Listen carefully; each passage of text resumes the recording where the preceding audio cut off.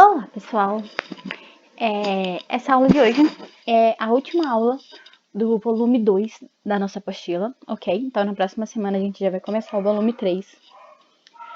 Essa aula é referente ao capítulo B4, que fala sobre instrumentos ópticos, ok? Se eu não me engano, é o nosso último capítulo falando sobre ótica. No próximo volume, eu acho que se eu não me engano, a gente já começa a falar sobre ondulatória, ok? Então, vamos lá. Nessa aula a gente vai falar basicamente sobre o funcionamento do olho humano e os defeitos de visão, ok? E alguns outros instrumentos ópticos ali, mas o foco aqui é a gente entender como é o funcionamento do olho humano. Então, olha só, o olho humano, ele é um sistema óptico, né, complexo, constituído por vários meios transparentes por onde a luz se propaga. Dentre eles estão a córnea, né, que a gente chama também ali de calota esférica frontal, o humor aquoso, o cristalino, que funciona como uma lente biconvexa, o corpo vítreo, a calota esférica posterior, que é opaca, que é constituída por 3 camadas, que dá sustentação mecânica para o olho e protege o nosso olho. A corióide, que é uma camada irrigada por vasos sanguíneos. A gente tem a retina, uma camada interna que se estende sobre a corióide. Então, a gente tem aqui, olha só, um olho humano como sendo um órgão extremamente complexo do nosso olho, que ele é responsável por receber a luz e processar essa luz de forma a formar imagens que o nosso cérebro vai decodificar, ok? Então, apesar de ele ter todas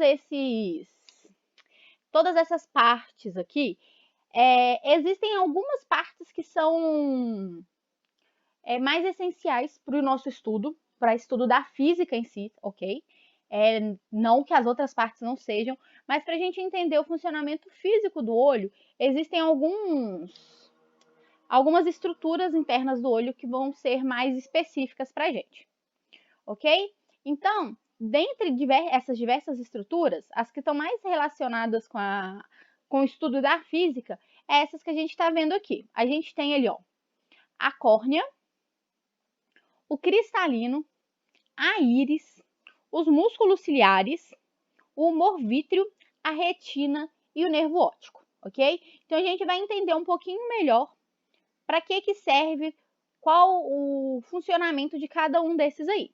Então, olha só, em um olho humano normal, que não apresenta nenhum defeito de visão, os raios de luz, eles vão entrar pela pupila, ok? Que está ali na nossa íris, que é uma parte da nossa íris, atravessar a córnea, o cristalino, a parte central do olho, né, que se encontra aqui, o humor vítreo, e eles vão se encontrar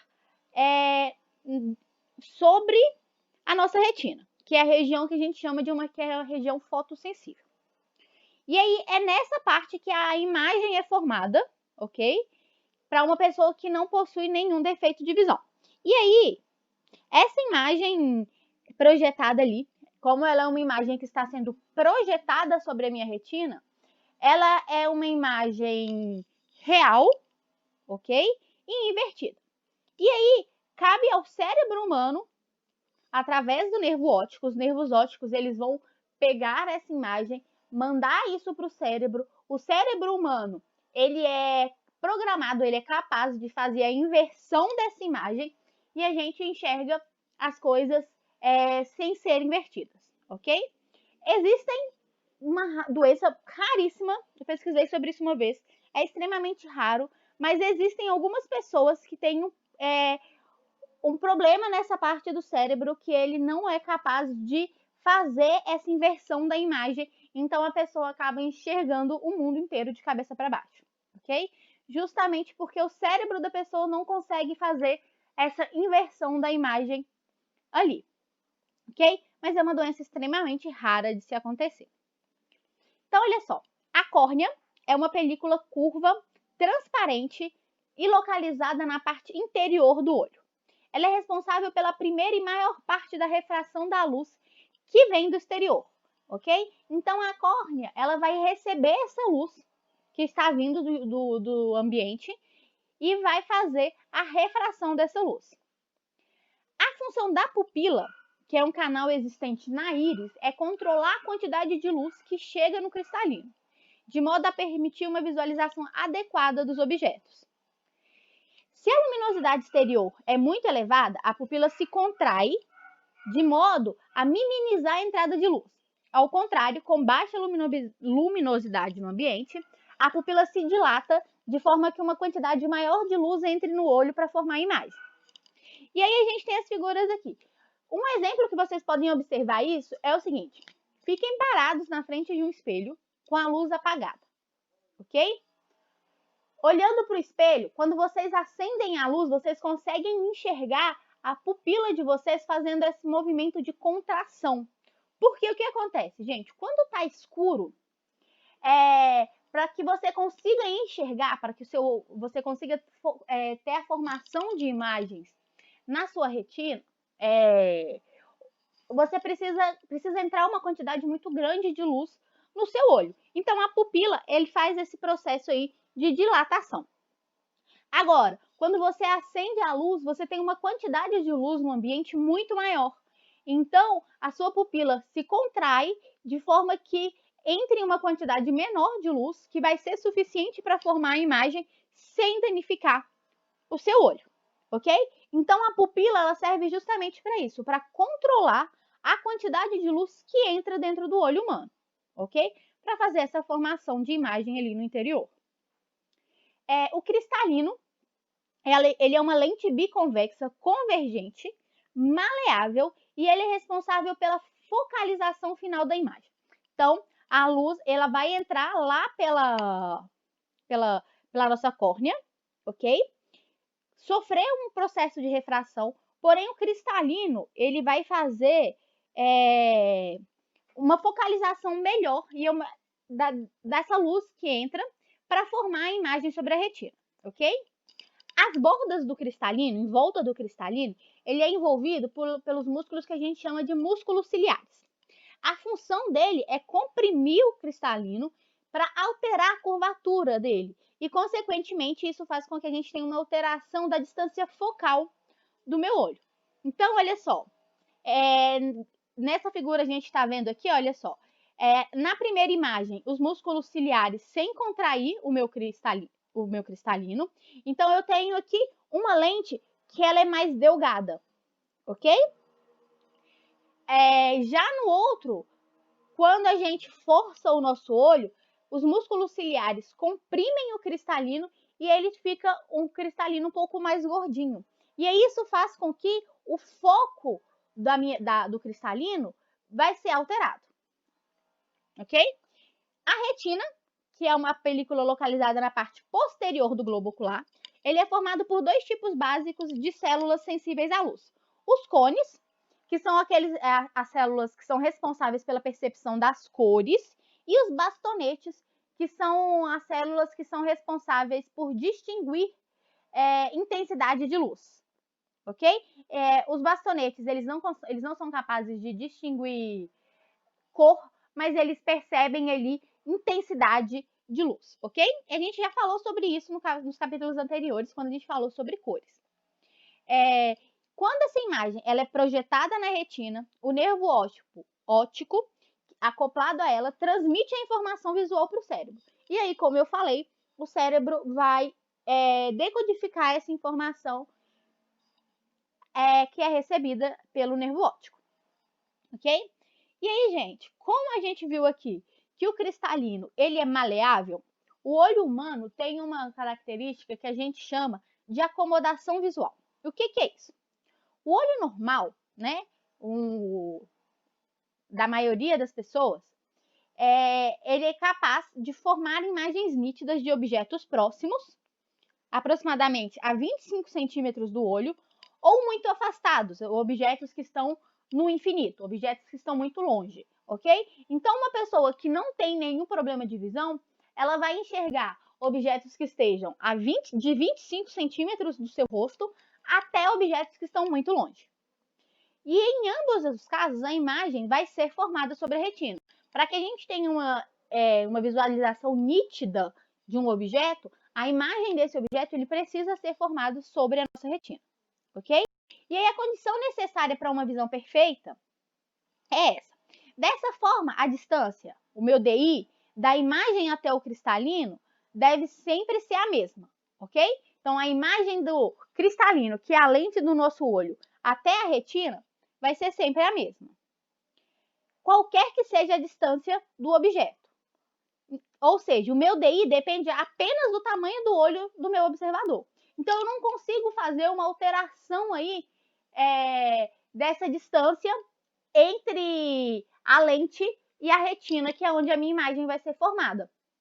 E essa distância, o tamanho do olho humano para uma pessoa adulta, é de aproximadamente 2,5 centímetros. O globo ocular, a maioria das pessoas tem essa distância, esse tamanho de 2,5 centímetros. Ok? Então, ó, a imagem projetada sobre a retina é sempre real, ok? O meu DI é sempre positivo, independente da distância que o objeto esteja do meu olho. Assim, a distância focal do cristalino é que vai variar, de acordo com a mudança da distância que a gente tem do meu objeto ao olho, ok? Lembrando lá, ó, a gente viu essa fórmula no capítulo anterior. Então, ó, 1 sobre F é igual a 1 sobre DO mais 1 sobre DI. Isso daqui, gente, como eu falei, é sempre positivo, ok?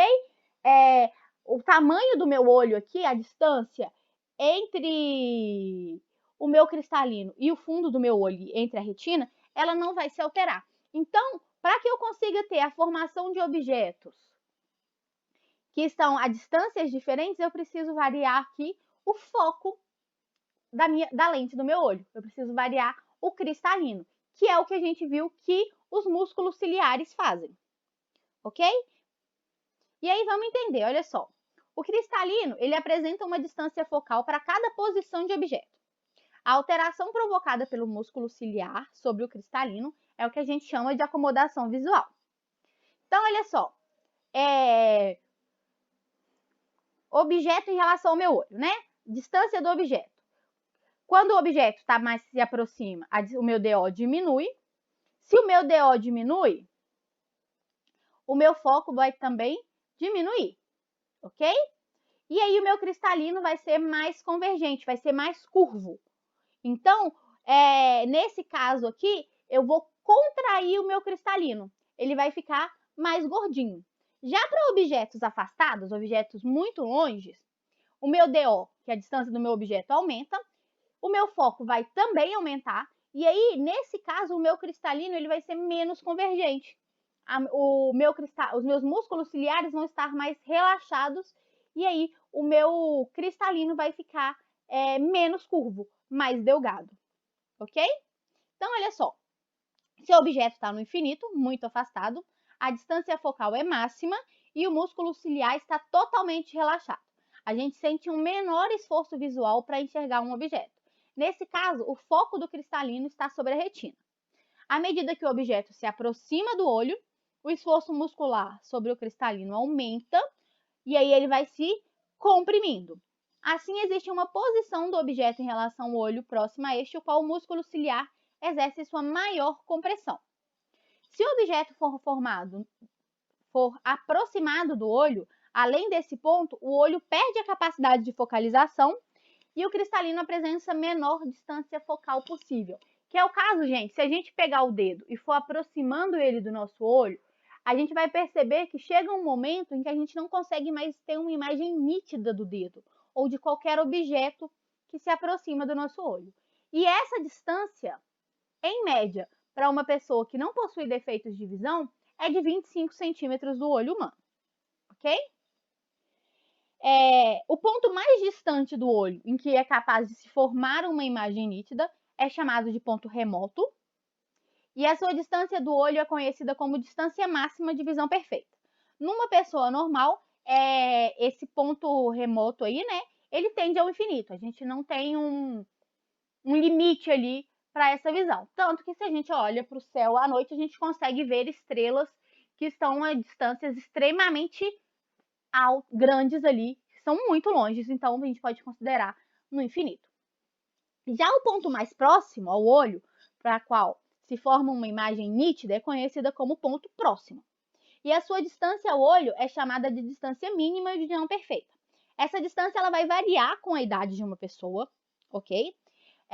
Nos adultos, em média, o ponto próximo, como eu falei, está a 25 centímetros do olho, ok? Então, uma pessoa com uma visão normal vai enxergar objetos de forma nítida, né? Que estejam de 25 centímetros do seu rosto até o infinito, ok? E esse intervalo aí, esse intervalo de formação, de posição do meu objeto, vai ser chamada de zona de acomodação visual, ok? E aí aqui eu tenho a imagem do que eu estava falando com vocês, olha só. Quando um objeto está muito distante, o meu cristalino ele fica delgado, ou seja, ele fica mais fino e alongado, ok? Já quando eu vou aproximando o meu objeto, o meu cristalino vai ficando cada vez mais curtinho aqui e gordinho, ok? Para variar, para que eu consiga ali fazer essa alteração do foco do meu cristalino, que vai depender da distância que o meu objeto vai estar ali do meu olho, ok? Então, gente, até aqui a gente viu como é o funcionamento de um olho de uma pessoa normal, sem nenhum defeito de visão. Agora, a gente vai estudar os defeitos de visão mais comuns que a gente tem, ok? As causas para esses defeitos de visão são várias. Cada pessoa vai ter um motivo que vai causar os determinados defeitos de visão. Isso pode ser uma deformidade do globo ocular, ok? O globo ocular da pessoa, ele pode ser mais alongado ou mais achatado, ok? Outra causa é a curvatura da córnea, que pode ser maior ou menor do que deveria.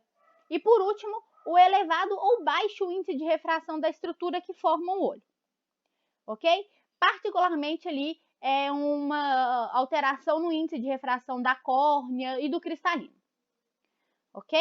E aí ele acaba se tornando mais ou menos refringente do que o necessário. Quaisquer dessas causas, né, fazem com que a imagem se forme antes ou depois da retina, ok?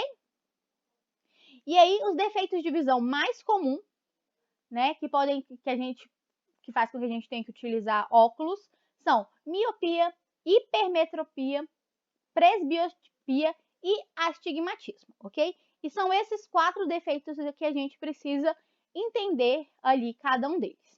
Então, olha só, o primeiro é a hipermetropia. Na hipermetropia, gente, o que acontece é que a imagem ela é formada atrás do meu olho. Igual a gente está vendo aqui, olha só. Tá vendo que, em vez de a imagem ser formada aqui sobre a minha retina, a minha imagem está sendo formada atrás do meu olho. Então, aqui na minha retina vai acontecer que eu vou ter uma imagem desfocada. E isso acontece, gente, porque o olho da pessoa, por algum motivo, ele é menos convergente do que ele deveria ser, ok? Então, ele vai convergir pouco a luz, e aí essa luz, a imagem desse objeto vai ser formada atrás da minha retina, tá bom? E aí, olha aqui, ó, nesse caso que a gente está mostrando aqui, o que acontece é que o globo ocular da pessoa, ele é mais achatado do que deveria. Então, em vez de ter ali os 2,5 centímetros que eu falei, que é o normal, ele vai ter uma distância menor ali, que faz com que, então, a imagem seja formada atrás da minha retina. Mas outra coisa que pode acontecer também é defeitos ali, igual eu falei, no índice de refração do globo ocular, entre outras coisas, ok? Mas o que interessa aqui é o seguinte, hipermetropia. A imagem ela é formada depois da minha retina, então ele é causado porque o olho ele é menos convergente do que o necessário, ok? E aí a distância focal vai ser grande em relação aos olhos normais. E aí, olha só, para resolver essa situação, o hipermetro pode simplesmente acomodar a sua visão, forçando os músculos ciliares, ok? Como eu falei, os músculos ciliares, eles são capazes de fazer essa acomodação visual, porém, isso pode gerar na pessoa muita dor de cabeça, que é o que acontece com pessoas que têm problemas de visão. Por forçar muito os músculos ciliares ali para conseguir enxergar, isso acaba gerando uma dor de cabeça, principalmente se a pessoa precisar forçar muito o globo ocular, ok? Mas outra coisa que pode ser feito também nesse caso é a utilização de lentes convergentes. Por quê? Já que o meu olho ele está convergindo pouco a imagem, eu vou usar um óculos com uma lente convergente que vai ajudar a fazer a convergência dessa imagem para que ela seja formada ali exatamente sobre a minha retina, ok?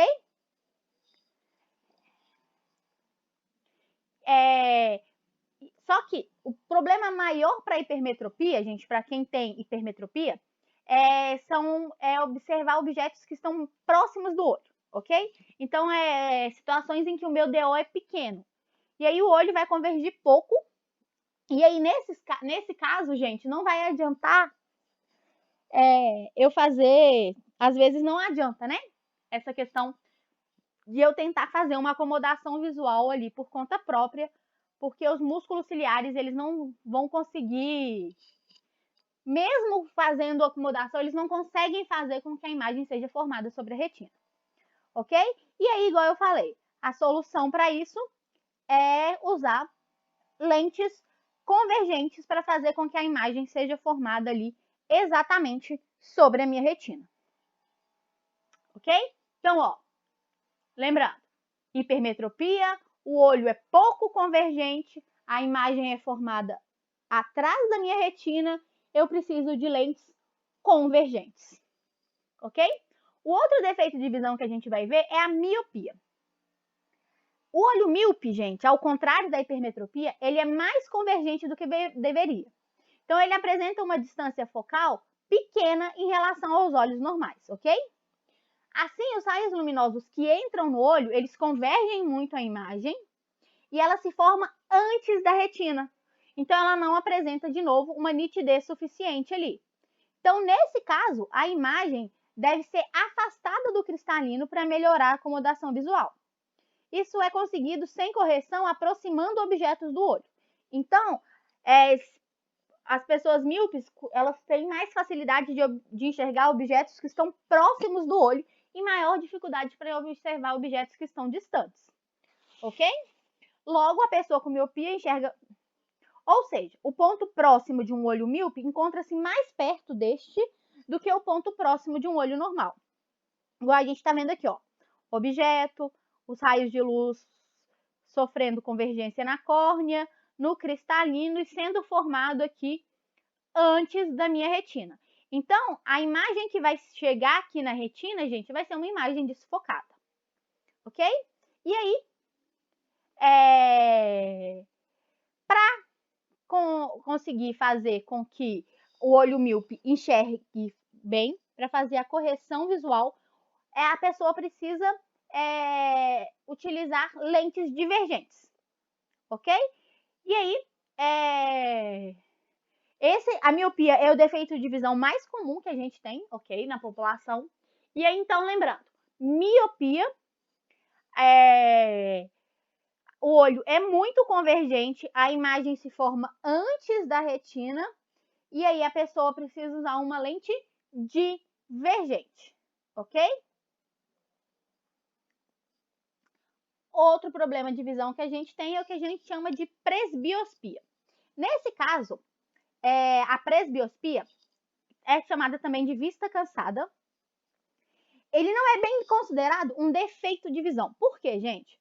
É uma situação natural do olho que ocorre em consequência do envelhecimento do nosso cristalino. Isso atinge a maioria das pessoas, ok? Com acima de 40 anos de idade.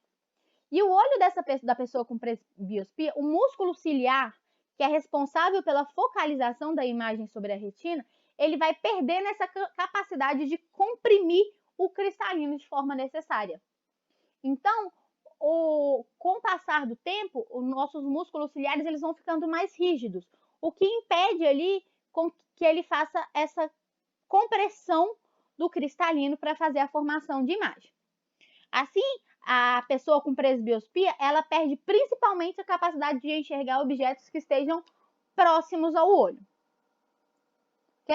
E aí, nesse caso, o olho da pessoa com presbiopia tem funcionamento bem igual, né? A correção do olho de uma pessoa com hipermetropia. E aí ela vai utilizar as lentes que são convergentes.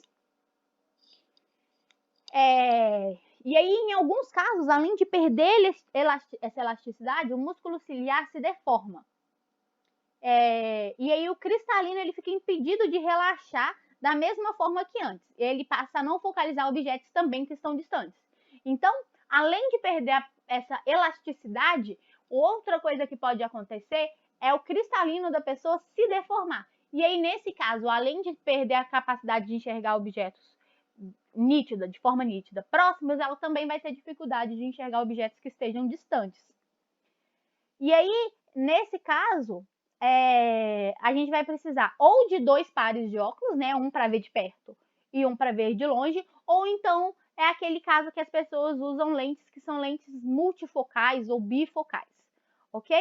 Que aí parte do meu óculos vai ser feito por uma lente convergente e outra parte por uma lente divergente, e aí a pessoa vai controlar ali, tipo assim, a parte de cima é uma lente convergente e a parte de baixo uma lente divergente, ok? Que é esse caso, esse tipo de lente, igual a gente está vendo aqui na imagem, ok? E por último, o último problema de visão que a gente tem é o astigmatismo. Ele ocorre devido a uma curvatura irregular da córnea ou do cristalino, ok? Então, o cristalino ou a córnea, nesse caso, eles não são perfeitos, eles apresentam deformidades. E isso faz com que ele perda a esfericidade, ficando mais ou menos convergente em algumas regiões das suas faces. E aí isso faz com que a gente tenha a formação de múltiplas imagens de um mesmo objeto, sendo formadas pela retina. E aí isso não é causado por uma pouca ou muita convergência dos raios. Isso é formado porque cada parte da retina, do cristalino da pessoa converge à luz de uma forma. Então, o cristalino da pessoa é um cristalino mais irregular, ok? E aí, a correção do astigmatismo, ele é feito com o uso de lentes cilíndricas, que podem ser convergentes ou divergentes. E aí vai depender ali do olho de cada pessoa, ok? E aí, a espessura da lente, ela também não vai ser a mesma em toda a superfície e vai ser confeccionada de modo a apresentar efeito oposto ao deformação da córnea. Então, a lente ela é feita de uma forma bem mais específica para o olho da pessoa, ok? Para tentar corrigir ali essas deformações que o olho da pessoa pode apresentar, tá ok? Essa figura tem no livro de vocês, que é um teste para saber se a pessoa para saber, é possível, né? Determinar se a pessoa tem algum problema de astigmatismo, ok? Mas lembrando que isso vocês precisam ir no oftalmologista para descobrir com certeza, ok? Então, gente, olha só. Essa é a parte principal desse capítulo, que são os defeitos de visão. Além dessa parte dos defeitos de visão, a gente tem ali alguns outros instrumentos ópticos, ok? Que eu coloquei aqui no slide. Vou falar um pouquinho deles com vocês. Essa tabela aqui mostra um resumo do que a gente falou, ok? Que vocês precisam saber, ok? Isso são coisas que são muito cobradas. Os defeitos de visão, o problema que ele é causado e como é feita a correção para esses defeitos de visão, ok? E aí aqui, gente, olha só. A gente tem alguns instrumentos ópticos, que é a lupa, que é o mais comum que a gente está acostumado a ver, que fala ali sobre... que é um instrumento de aumento, ok? Além da lupa, a gente tem a câmera fotográfica. Gente, vamos fazer o seguinte. Eu vou deixar essa parte para vocês. Eu vou postar esse material lá na plataforma. Vou deixar essa parte para vocês darem uma lida, ok? E aí, na semana que vem, a gente discute um pouco melhor sobre esses instrumentos que a gente está vendo aqui, ok? O projetor e todos eles, durante a nossa live da semana que vem, ok? Então, dever de casa, além do que vocês têm lá no roteiro, é dar uma lida sobre esses instrumentos óticos para a gente poder discutir eles lá durante a nossa live, ok? E aí a gente tira qualquer dúvida que vocês possam ter, tá certo? E eu coloquei também no final aqui um exemplo, ok? Com a resolução, para vocês darem uma olhada. Então, tentem fazer e qualquer coisa a gente discute ele também durante a nossa live, tá certo? Então, tchau prazinho para vocês.